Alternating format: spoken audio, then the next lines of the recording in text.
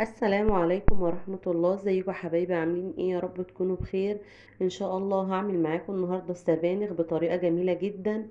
هنجهز كده ونسمي الله ونصلي على رسول الله عليه افضل الصلاة والسلام. معايا هنا كيلو طماطم انا فرمته في الخلاط، وهبدأ ان انا انزل بيه كده في الحلة، او هنزل عليه ببصلاية صغيرة متقطعة قطع، واربع فصوص توم مبشورين. الطريقة دي سهلة جدا وبتخلي السبانخ بتعمليها بتفضل خضرة. بصراحة بتبقى جميلة جدا، ومن الأكلات الشتوية الحلوة اللي احنا بنحتاجها كده تدفينا. بنزل هنا على الصلصة بمعلقة ملح أبيض، ومعلقة فلفل أسمر، ونص معلقة بهارات مشكلة. الريحة بتاعتها طبعا بتبقى جميلة جدا.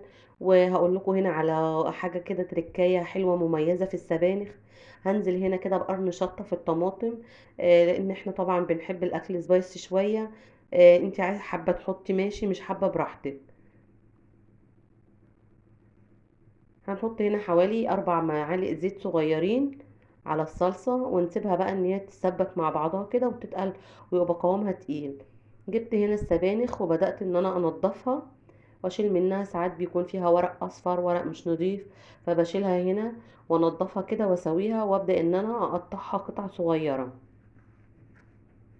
طبعا السبانخ دي أكلة مفيدة جدا وكلها فوائد، وفيها نسبة حديد عالية بصراحة، ومن الأكلات المميزة في الشتاء.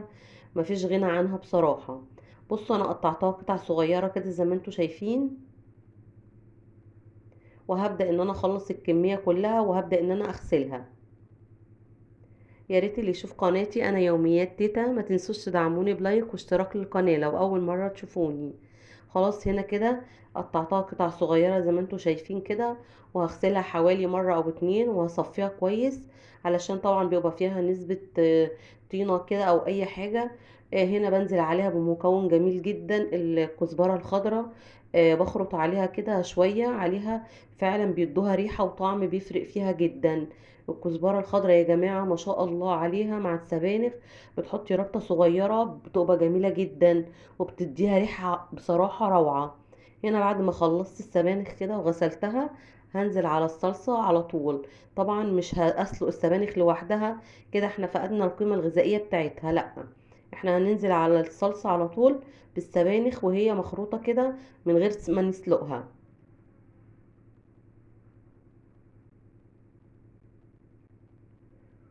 هبدأ ان انا اغطيها طبعا، وهنا السبانخ هتستوي مع الصلصة ويبدأ حجمها يقل شوية. هتبدأ تجيب مية كده ونقلبها بقى مع الصلصة. بصوا هنا حجمها قل كده وبدأت تستوي مع الصلصة، وهي بنفس الخضار بتاعها. انا لو سلقتها هتسود معايا، وفعلا هيبقى شكلها مش حلو خالص، وهتفقد القيمة الغذائية اللي فيها.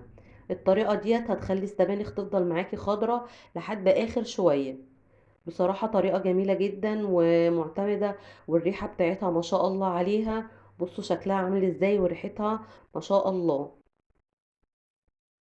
عن جد يعني لو استخدمتوا الطريقة دي بصراحة هتعجبكم جدا. وان شاء الله اشوفكم على خير بالفيديو الجاي. ما تنسونيش بلايك واشتراك للقناة، والسلام عليكم ورحمة الله وبركاته.